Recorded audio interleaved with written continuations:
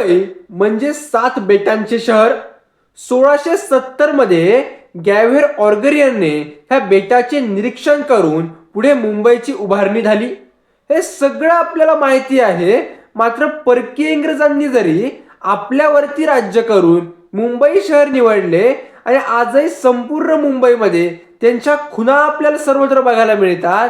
मात्र ह्या मुंबईला आधुनिक सर्व सोयी सुविधांनी सज्ज केलं ते एका मराठी माणसाने. मुंबई हे काही राजधानीचे शहर नव्हतं, मात्र ते त्यांच्या प्रभावामुळे झालं. स्वतःची जमीन देऊन आज रेल्वेच्या माध्यमातून संपूर्ण भारत सहजरित्या जोडला जातो आणि विशेषतः मुंबईची रेल्वे म्हणजे मुंबईची लाईफलाईन आहे. ती सुरू करण्यामध्ये या व्यक्तीचा सिंहाचा वाटा आहे. चला तर जाणून घेऊया मुंबईच्या आधुनिक निर्मात्याबद्दल. मी ॲडव्होकेट सौरभ. आपण गोष्ट करतो आहे ते जगन्नाथ शंकरसेठ मुरकुटे उर्फ नाना शंकरसेठ यांची. 10 फेब्रुवारी 1803 रोजी मुरबाड भागात त्यांचा जन्म झाला. वडील शंकरसेठ मुरकुटे हे श्रीमंत होते. 1799च्या टिपू इंग्रज युद्धात त्यांना अमाप पैसा मिळाल्याचे म्हणले जाते. नानांचे आई वडील तसे कमी वयातच वारले. आई वडिलांचे छत्र त्यांच्या डोक्यावरून हरपलं. त्यामुळे व्यावहारिक ज्ञान आणि संपूर्ण कारभाराची जबाबदारी त्यांच्यावर आली. सप्टेंबर 1830 मध्ये इंग्लंडमधील लिव्हरपूल ते मँचेस्टर ह्या रेल्वे मार्गाच्या उद्घाटनाची माहिती नाना शंकरसेठना समजली आणि त्यांनी अशी रेल्वेगाडी आपल्या मुंबई शहरातही असायला हवी असा ध्यास घेतला. त्यासाठी त्यांनी पुढाकार घेत जोमाने काम करायला सुरुवात केली. त्यांनी मुंबईत रेल्वे सुरू करण्याची संकल्पना पहिल्यांदा त्यांचेच मित्र जमशेदजी जीजीभोय यांच्याकडे मांडली. या दोघांनी मिळून 1845 मध्ये इंडियन रेल्वे असोसिएशनची स्थापना केली. या माध्यमातून ते तत्कालीन ब्रिटिश सरकारला रेल्वे सुरू करण्यासाठी विविध प्रकारे समजावू लागले. त्यांचाच परिपाक म्हणून 1 ऑगस्ट 1849 रोजी the great Indian peninsula railway GIP रेल्वेची स्थापना झाली. या GIP रेल्वेच्या माध्यमातूनच भारतातील नव्हे तर आशियातील पहिले रेल्वे मुंबईत धावली. खरं तर मुंबई हे काही राजधानीचे शहर नव्हतं, पण नाना शंकरसेठच्या प्रभावामुळे तो मान मुंबईला मिळाला दिसतो. पहिल्या रेल्वेचं काम सुरू असताना नाना शंकरसेठ अत्यंत बारकाईने कामावरती लक्ष ठेवून होते. लागेल ती मदत ते करत असत. तिकीट बुकिंग आणि इतर कार्यालयीन कामासाठी त्यांनी स्वतःच्या बंगल्याचीच काही जागा ही दिली होती. संस्थात्मक काय नाना शंकरसेठ त्यांच्या आयुष्याचं ध्येय असल्याचं त्यांचं जीवन प्रवास संपूर्ण उलगडताना आपल्याला दिसतं. त्यांनी स्वतः शिक्षणाचं महत्त्व जाणलं होतं. ब्रिटिश काळात भारतीयांनी शिक्षण घ्यावं आणि मुख्य प्रवाहात यावं म्हणून त्यांनी अनेक प्रयत्न केल्याचे वेगवेगळ्या माध्यमातून आपल्याला दिसून येतं. त्यांच्या संस्थात्मक कामाचा आढावा घेताना आणि त्यांच्या वैयक्तिक जीवनाचा आढावा घेणं आवश्यक ठरतं. त्यातून आपल्याला कळतं की त्यांचे नेमकं जे शिखर आहे ते शिखर किती महत्त्वाचं होतं.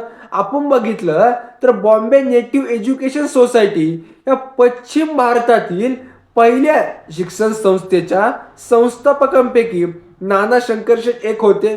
भारतीयांच्या शिक्षणाला प्राधान्य देणारी ही संस्था होती.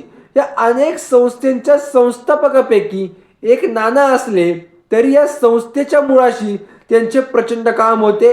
1819 मध्ये माउंट स्टुअर्ट एल्फिन्स्टन मुंबई इलाक्याचे गव्हर्नर झाले. एल्फिन्स्टन आणि नानांची ओळख झाली.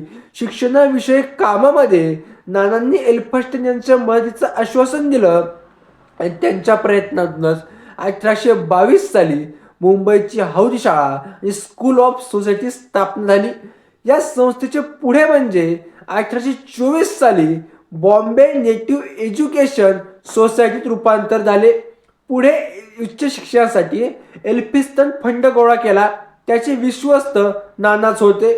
याच नीतीतून 1827 साली एल्फिन्स्टन हायस्कूल आणि कॉलेज देखील सुरू करण्यात आलं.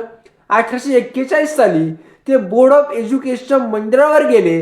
तिथे सतत 16 वर्षे निवडून आले आणि 1845 साली नानांच्या सहकार्याने ग्रँट मेडिकल कॉलेजची स्थापना झाली.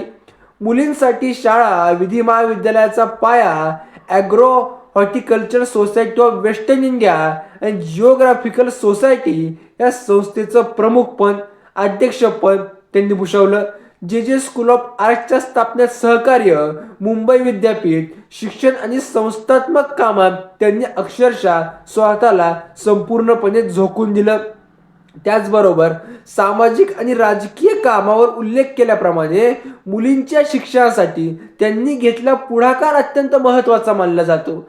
ज्या काळात मुलींच्या शिक्षणाला फारसं महत्त्व दिलं जात नव्हतं, त्या काळात त्यांचे प्रयत्न होते की महिलांसाठी त्यांनी शाळा उघडल्या, त्यांनी शिकावं, समाजाचा रोषही त्यांनी त्यासाठी पत्करला.